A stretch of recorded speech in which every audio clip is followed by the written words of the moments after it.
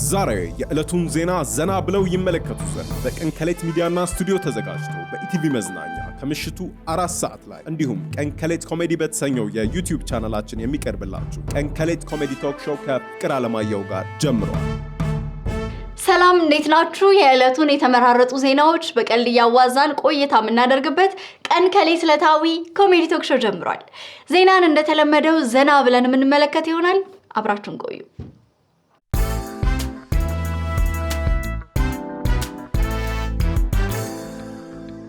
ሰሜን ኮሪያ በአሜሪካ መሪነት እየተመሰረተ ያለውን የእስያ ኔቶ በዋዛ አልመለከተውም አለች። ኪም ጆንግ ሲጀመር እንኳን ነገርን በዋዛና በፈዛዛ ሊያዩ ይቅርና እሳቸው ራሱ የዋዛ ናቸው እንዴ? ሰሜን ኮሪያ እንግዲህ የአሜሪካ ነገር ስለማይጥማት ሁሉ ነገር በአይነ ቁራኛ መከታተል የመረጠች ይመስላል።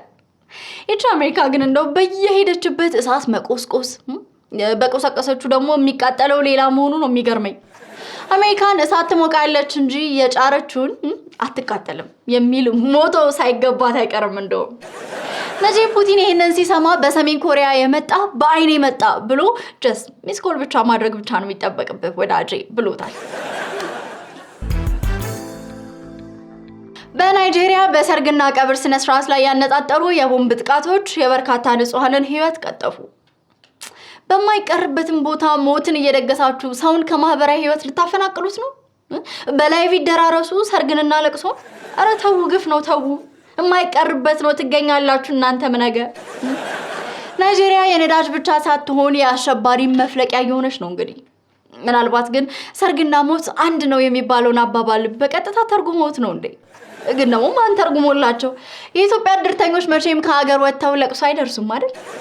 እንግዲህ ታጣቂዎች በዚህ እቅዳቸው የሚጋባም ከሌለ የሚወለድም የለም የሚሞተውም የሚቀበረውም የለም በሚል ፖሊሲ ተፋጠጥ ላይ ሆኑና ትንሽ አስቡበት።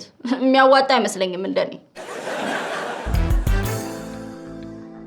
ሰሜን ኮሪያ የውጭ ባህል ተጽዕኖን ለመከላከል በሚል ባወጣችው ህግ መሰረት በተለያዩ የመገልገያ ቁሶች ላይ ክልከላ አድርጋለች። ከነዚህም ውስጥ የሰርግ ቬሎ፣ መነጽር፣ ጂንስና ሱሪ ናቸው። እንደ ሰሜን ኮሪያ አምባገነንነት አይደለም የሰርግ ቬሎ፣ ሰርግ ራሱ ቢከለከል ሁሉም ላጤ ይሆናል እንጂ ማንም አያጉረመርምም። ይሄኔ በምዕራባውያን ስልጣኔ የገፉ ያሉ ሀገራት ተብላ በኋላ ቀርነት ይፈርጇትም ይሆናል። በዚህ ዙሪያ ግን ልክ ነው ያደረጉት። እንደዚህ አይነት ውሳኔዎች በእኛም ዘንድ ቢተገበሩ ባይኔ በውጭ ዓለም ልባቸው የሸፈቱትን መመለስ እንችል ነበር።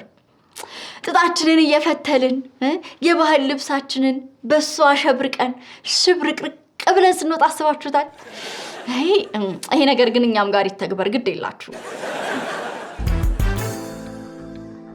ከመዋለ ሕጻናት ትምህርት ቤት የጀመረው ጃንና ኤልስ የተሰኙት ባልና ሚስት ሆላንዳውያን ከ50 ዓመት በላይ በትዳር የኖሩ ጥንዶች ሲሆኑ በመጨረሻም በፈቃዳቸው በሕክምና ባለሙያዎች ታግሰው በአንድ ቀን ህይወታቸው እንዲያልፍ አድርገዋል። እነዚህ ጥንዶች ከታይታኒክ ፊልም በደንብ የተማሩ ይመስለኛል። አንዳቸው አልፋ አንዳቸው በብቸኝነት እንደ ሮዝ መቆዘም የለብንም ብለው ነው። ግን ደግሞ መሰንበት ደጉ ከሁለቱ አንዳቸው እድሜ ሰጥቷቸው ቢቆዩ እኮ ምናልባት ወይ ፊልም ወይንም መጽሐፍ ይጽፉ ነበር።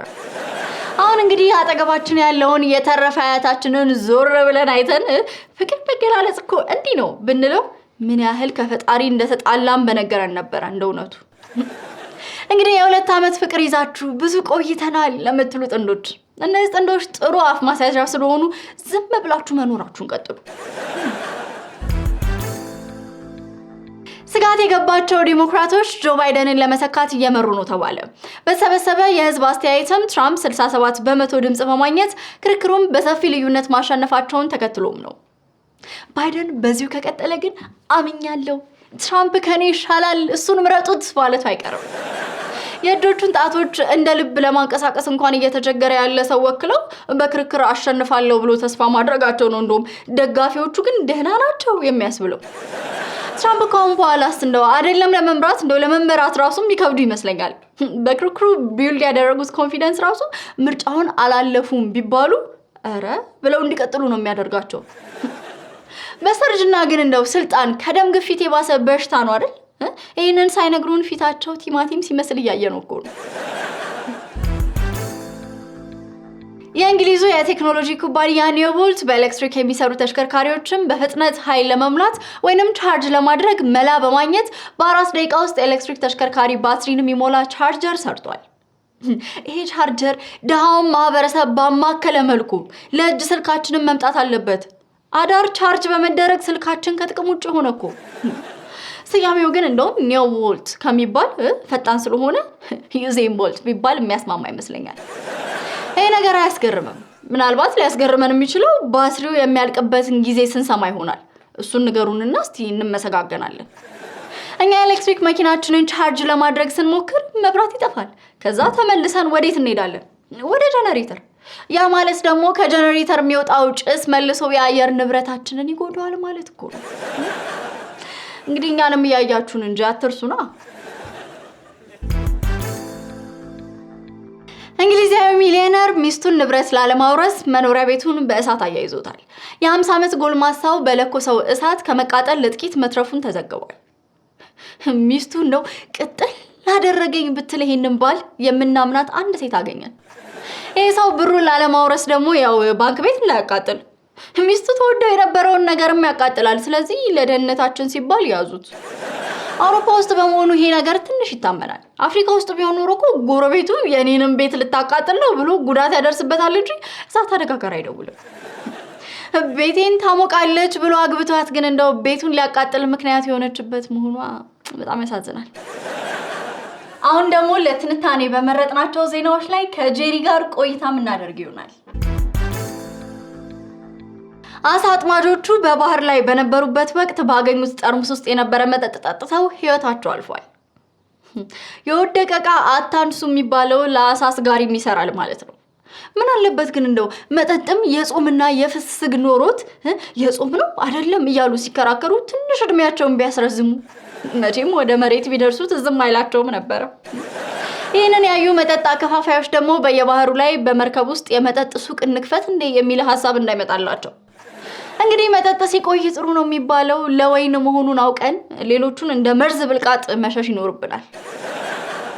ፍቅር እስከ ባህር ማለት እኮ እንደዚህ ነው በቃ። ቆይ ግን እየተገባበዙ ነበር እንደሚጠጡት ማለት እንዴት ሁሉም እስኪሞቱ ድረስ አንዱ አንዱን እያየ መትረፍ አልቻለም ብዬ እኮ ነው። ከስተቱ መማር የማይችል ፈንጃም ካይን ብቻ ነው ሲባል ነበር ምን ሰማው። ግን ቆይ ምን ያህል ቢጠማቸው ነው? ባህር ላይ እኮ ውሃው ራሱ ገዳይ ነው እንኳን አይደለም ባዕድ መጠጥ ተጨምሮበት። ግን አሁን ቆይ እነዚህ አጥማጆች መጠጥ ቤት ቢሆን መደርደሪያ ላይ ያገኙትን መጠጥ ሁሉ ሊጠጡ ነው? ሆ እና ጠምዳለን ብለው ሲጠመዱ ራሱ እኮ ለባዮግራፊ የማይመች አሟሟት እኮ ነው ይሄ። ይሄው እንግዲህ የመጠጥ ሱሱ ሄዶ ጉዳት ብቻ ነው ትርፉ። በቃ የስሪላንካ ባህር ኃይል ለጋዜጠኞች እንደተናገረው አሳ አጥማጆቹ ያገኙት ጠርሙስ ውስጥ የነበረውን ፈሳሽ አልኮል ነው ብለው በማሰብ ጠጥተውታል። ማን ያውቃል አንዱ ራሱን ሊያጠፋ ብሎ በጥብጦት ለማናባቱ ብዬ ነው ምሞተው ብሎ የወረወረውን ብልቃጥ እና ጅሬ ላፍ አድርገውት ይሆናል። ለማንኛውም ለአሽከርካሪ ብቻ ሳይሆን ለአጥማጅም መጠጥ ገዳይ ሆኖ ተገኝቷል። 55 ሜትር የሚረዝመው ብስክሌት የዓለም ድንቃድንቅ መዝገብ ላይ ሰፍሯል። ብስክሌቱ ከፊትና ከኋላ በመሆን በሁለት ሰዎች የሚነዳ ነው። 55 ሜትር መቼም ለድንቃድንቅ ብላችሁ ነው እንጂ ልትነዱት አይደለም አይደል? ይሄ ሰውዬ ኢትዮጵያ ውስጥ ቢሆን ኖሮ ቢያንስ ለአንድ ሰው የስራ እድል ፈጥሯል ይባል ነበር።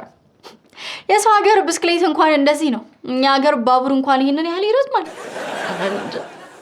እንግዲህ ይሄንን ለመስረቅ የተዘጋጀ ሌባ ቀደም ብሎ ብስክሌቱን የሚያስቀምጥበት ግቢ ያስፈልገዋል። ቆይ ለምን አይደለማ?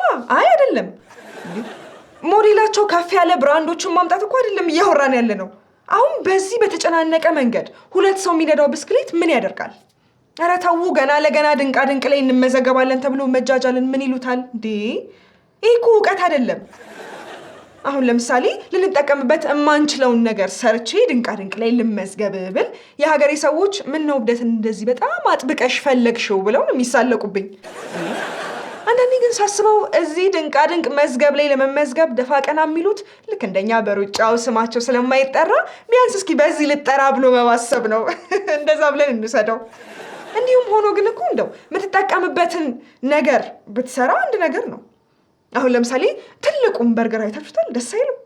ያው እዚህ ደርሶ መጥቶ ባንበላውም በአይናችን ግን ጠግበናል። በቃ ልክ እንደዛ አይነት ነገር ስሩና አስደንቁን። እና ደግሞ ባላችሁ የጦር መሳሪያ ልታስደንቁን አትሞክሩ።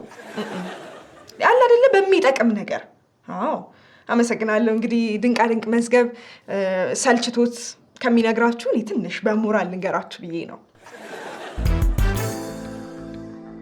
ቻይና በአማርኛ ቋንቋ ያስተማረቻቸውን የመጀመሪያ ዲግሪ ተማሪዎች አስመረቀች። እንግዲህ በመንገድ ስንሄድ ከ5 ሰው ውስጥ 2 ቻይናውያን የመሆን እድላቸውን እንደሚሰፋ እያስገነዘቡን ነው። ያው ቻይና ማስደፍረው የስራ አይነት ካለመኖሩ ጋር ተያይዞ አማርኛም እንግዲህ የሚያስተምሩት ራሳቸው ቻይኖቹ ይሆናሉ። እነሱም ጋር የሚያስተምሩትን ኢትዮጵያውያን በተመራቂ ቻይኖች እንደሚቀይሩ ደግሞ እርግጠኛ ነኝ። እኛ እኮ ነን ደጎች። ቻይና እንግዲህ እናመሰግናለን። አንድ ቻይናዊ መንገድ ሰራተኛ ወደ ኢትዮጵያ ሲመጣ የአስተርጓሚ ወጪ ይቀንስለታል። በዚህ አይነት ግን ደግሞ ያው ቅኔ መዝረፍ ስለማይማር በሱም ቢሆን ያው አስተርጓሚ ይጠራል እንጂ እንዲማ ቶሎ እጅ አንሰጥም።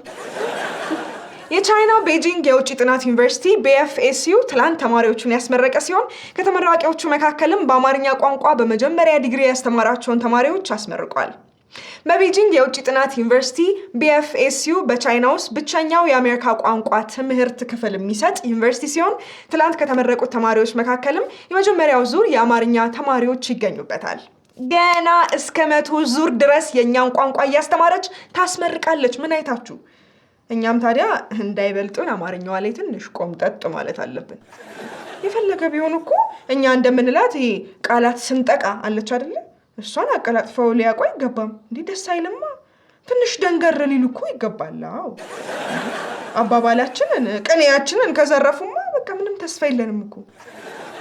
ደስ እኮ ብሎናል። ደስ የሚል ነገር ነው። ግን ትንሽ ደግሞ የሀበሻነት ወኔ ያው ከዚሁ ከቀዮ ካልተወለዱ የሚመጣ ነገር አይደለም። አዎ እና ትንሽ ግር እንዲላቸው እንጠብቃለን። አሁን ለምሳሌ ዶሮ ወጣችንን ልክ ሲቀምሱት ወይ ምንም አያቃጥልም ቢሉን በሽቃ እንላለን። እሱን ፕሮሰስ ማለፍ አለባቸው እያልኩ ነው ያለሁት። አዎ ስለዚህ ስራ ቦታ አማርኛ የማይችል ቻይናዊ ከገጠማችሁ ዳይ ሂድና አማርኛ ተማር ለማለት እንዳትፈሩ። ብዙ አወራሁ ለካ እየሰሙኝ ነው። ኧረ ተው ዝም አስብሉኝ። አሁን ደግሞ ለትንታኔ በመረጥናቸው ዜናዎች ላይ ቆይታ የምናደርግ ይሆናል። የዩቲዩብ ቻናላችንን ሰብስክራይብ ያላደረጋችሁ ሰዎች ቀን ከሌት ብላችሁ በመግባት ላይክ፣ ሼር እንዲሁም ሰብስክራይብ እንድታደርጉ እየጋበዝኩኝ ከጄሪ ጋር መልካም ቆይታ ተመኘው። እንግዲህ በነገው ዕለት ማለትም በሰኔ 25 ወይም ጁላይ 2 ተከብሮ የሚውለው ወርልድ ስፖርት ጆርናሊስት ዴይ ወይም የስፖርት ጋዜጠኞች ቀን ነው። ጋዜጠኛው እያልን የምናዜምለት ጋዜጠኛ ዛሬ ህይወቱ ውሎ እንዴት ነው የሚለውን በደንብ የምንቃኝበት ቀን ነው። ጋዜጠኛ ሆነ ከዛ ደግሞ የስፖርት ጋዜጠኛ መሆን ምን ብዬ ልንገራችሁ፣ በመዳፋችሁ ላይ እሳት እንደመጨበጥ ነው። ያው እንደሚታወቀው በስፖርት ዓለም ሰዎች የትኛውንም የስፖርት ጨዋታ ሲያዩ ስሜታዊ ስለመሆናቸው የአደባባይ ሚስጥር ነው። ታዲያ ይሄ ጋዜጠኛ ድንገት ሳት ብሎ ስለሚደግፈው ቡድን አዳልቶ ከተገኘ ወይም ደግሞ እሱ የሚደግፈው ቡድን ነጥብ ሲያስቆጥር ጎል ብሎ ጮሆ ሌላኛው የማይደግፈው ቡድን ሲያስገባ ጎል ቢል እመኑኝ ትልቅ ጦርነት ነው የሚነሳው። ጉዳዩ ያን ያህል ጋዜጠኛ ያልሆነን ሰው ባያሳስበውም ጋዜጠኛውን ግን እጅግ በጣም የሚፈታተን ነገር ስለመሆኑ አያጠያይቅም። ምን ያህል የሚደግፈውን ቡድን ቢያሳውቅ ሪፖርት በሚያደርግበት ጊዜ ግን ሊያሳውቅ ወይም ሊታይበት በማይገባ መልኩ ነው ሊዘግብ የሚገባው ዋጥ አድርጎ። ከዛ በተረፈ ግን የስፖርት ጋዜጠኝነት ከበሮ በሰው እጅ ያምር ሲይዙት ያደናግር እንደሚባለው ነገሮችን በራሳችን ምናብ የምንተነትንበት ልምድ ነው። ግን ደግሞ እውቀት የሌለው ነው አላልኩም። ከእውቀትና ከልምድ ጋር በደንብ አዋህደን ነው ምክር የምንሰጠው። ቢሆንም ግን ትንተና ነው እንጂ ሲያወሩት የነበረውን እንቅስቃሴ ያሳዩን ቢባሉ መንደበላለልና መተዛዘብ ነው ትርፉ። ስለዚህ ያው መቼም የስፖርት ጋዜጠኞች የኳስና የተለያዩ ስፖርት ግጥሚያዎች ተብሎ የተለያዩ ጨዋታዎችን አይተናል። አስፖርታል አንድ ተጫዋች የስፖርት ጋዜጠኞችን ጨዋታ ቢዘግብ እየቀለደ ነው ይሄ ጨዋታ አይደለም ነው የሚለን። የሆነ ሆኖ ግን ጥሩ ምልከታና እውቀት ስላላቸው በስፖርት ላይ የሚሰጡት ምክር እንዲህ ነው የማይባል ነው። ለዛም አድናቂያቸው ነን። ስለዚህ ወዳጆቻቸው አድናቂያቸው መሆናችንን መግለጽ እንወዳለን። ነገ የምታውቁትን የስፖርት ጋዜጠኛ እንዲህ አመስግኑት። ውድ ተመልካቾቻችን አሁን ደግሞ የኢንተርቪው ሴግመንታችን ላይ ደርሰናል። ዛሬ ደግሞ ሰሚርን ይዘነው መተናል። ሰሚር እንኳን ደህና መጣ። እንኳን ደህና ቆየሽ ጄሪ። እንግዲህ ከወደ ሆላንድ ምድር ከሞዋ ህፃናትን ጀምሮ ትውውቅ ከዛም ደግሞ በትዳር ህይወት ደግሞ ለ50 ዓመታት አብረው ስለኖሩ አስደናቂ ጥንዶች ነው እንድንነጋገር የጠራነ። ፍቅር እኮ አለ፣ የት እንዳለ አናውቅም እንጂ እኮ አለ። እና ስለነዚህ ውድ ጥንዶች ማለት የምፈልገው ያው ፍቅርን በዳዴ ሳይሆን በእናንተ አያያዝ በእግሩ ቆሞ ሲሄድ ስላሳያችሁን ከልብ አመሰግናለሁ። ከወንበሬ ተነስቼ ከልብ እናመሰግናለን። በአንተ እይታ የእነዚህ ጥንዶች ሚስጥር ምንድን ነው ብለህ ታስባለህ? መቼም የ50 ዓመት ትዳር ላይ ጥልቅ ብዬ እንዳሆኖቹ የትዳር ተንታኞች ጠዋት እሷ ስለምትነሳ ነው፣ እሱ ቡና ስለሚያፈላላት ነው፣ እሷ ካንሰር ስለሆነች ነው፣ እሱ ቪርጎ ስለሆነ ነው አልልሽም። ግን እንዲሁ ስገምት መቻቻል ይመስለኛል። ምክንያቱም ለ50 ዓመታት በትዳር ሲቆዩ አልተጣሉም፣ በፍቅር ብቻ ነው ያሳለፉት ማለት ትንሽ ለመቀበል ይከብደኛል። ስለዚህ ተቻችለዋል፣ ተከባብረዋል። በጣም ጥሩ እይታ ነው የነገርከን። እና መቻቻል በአንተ እይታ እዚህ ግንኙነት ውስጥ ትልቅ ቁልፍ ነው ብለህ ነው የምታስበው? አዎ፣ ግን መቻቻል ስል የማይሆን ባህሪ እያሳዩ መቻቻል አይደለም እያልኩሽ ያለሁት። ያው ቆሽቱ እርር እያለ ቻልኳት የሚል ስላለ ነው። ልክ ሚስቱ ከቤቱ ውርስ እንዳታገኝ ቤቱን እንዳቃጠለው ለማለት ነው። አያስቅም እኮ አያስቅም እንዴ! እንደዚህ አቅልሽን አስቶሽ ተጨንቀሽ ችለሻቸው የማይሆን ውሳኔ ስትወስኝ እብደት ነው ስልሽ። መቻቻል ውስጥ እኮ እቺ ነገር ከብዳኛለች የኔ ፍቅር ትተያት ማለት አለብሽ። ያው የሴቶቹ ኩርፊያ መከራ ቢሆንም መናገር ነው መፍትሄው። እንዴ ሴቶች ብቻ ናቸው እንደሚያኮርፉት? አዎና። እርግጠኛ ነህ ሰሚር? አዎ፣ እኔ ወንድ ሲያኮርፍ ገጥሞኝ አያውቅም። ለአንተ እንደውም የሆነ ጊዜ የሙዚቃ ግብዣ ላይ ፍቅረኛ የቬሮኒካን አኩራፊው የሚለውን ዘፈን የጋበዘችው ይመስለኝ። እና አኩርፊያት እኮ አይደለም እንዲሁ ዝም ስላልኳት እኮ ነው። እንዴ ደግሞ ኩርፊያና ዝምታ እኮ ይለያያል። ኦ ነው እንዴ? እሺ ሌላስ ስለ ፍቅር የምትለን ነገር አለ? ምንም የለም። በነበረን ቆይታ እንግዲህ ፍቅር ላይ መቻቻል ቁልፍ መሆኑን መስክረህልናል። ስለነበረን ቆይታ በጣም እናመሰግናለን ሰሚር። እኔም አመሰግናለሁ። ተመልካቾቻችን ከሰሚር ጋር ይህንን የመሰለ ቆይታ አደረግን። መልካም ጊዜ።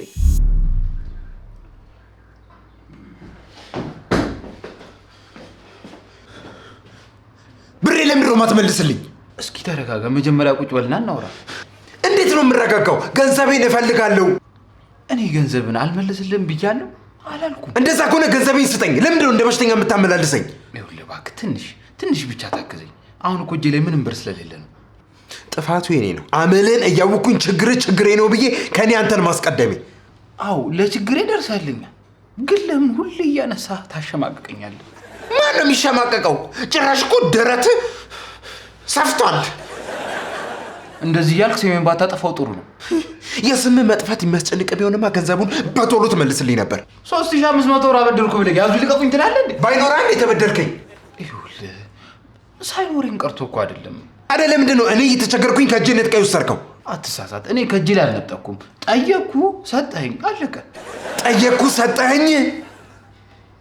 እኔ ምን አይነት በልቶ ካጅ ነው? ኧረ እኔ አልካድኩም። እንደዛ ከሆነ ገንዘቤን ስጠኛ። አሁን የለብኝም ብያለሁ። ደግሞ ከአዲ በሆን ኖሮ አላምንልህም ነበር። ምን እንዳስነካኝ ነው ማወቅ የምፈልገው። አንተ ላይ ሲሆን እኮ እጄ ይፈታል። እቺን አበደርኩ ብለህ እጄ ተፈታ ምናምን ቅብር ጥሴ ትላለህ እንዴ? ጭራሽ ንቀት። እኔ ነኝ አጉል የዋየንኩት እኔ ነኝ። ይበለኝ ወገኛ። እኔ በአንተ ልብ አበደርኩ ብለህ እያሰብክ ይሆናል። ባበደርኩ ስድብ ለኔ? ጭራሽ ለችግር ስለደረስኩኝ። ምን መሰለህ ሳሚ፣ እኔ መበደር እንጂ መመለስ ብዙም ስለማይቀናኝ ነው። ተረዳኝ እንጂ። አሁን ትሰጠኛለህ ወይስ አትሰጠኝም? እሰጥሃለሁ እኮ ስጠኛ። ይኸውልህ አሁን ከአንተ በፊት የወጣውን አይተዋል? አዎ። ይኸውልህ እሱ ከ1 ዓመት በፊት 1000 ብር አበድሮኝ ይኸው በአመቱ ግማሹን ወሰደ። እና አዎ አንተም 2 ዓመት እስኪሞላ የመጣህ ዝገኝና ግማሹን ትወስዳለህ። ሰውን በማጎላላት ነው የምትዝናናው ማለት ነው? ምን መሰለህ ሳሚ፣ እኔ ቢዝነሴን ያቋቋምኩት በብድር ነው። ከሰው ተበድረ?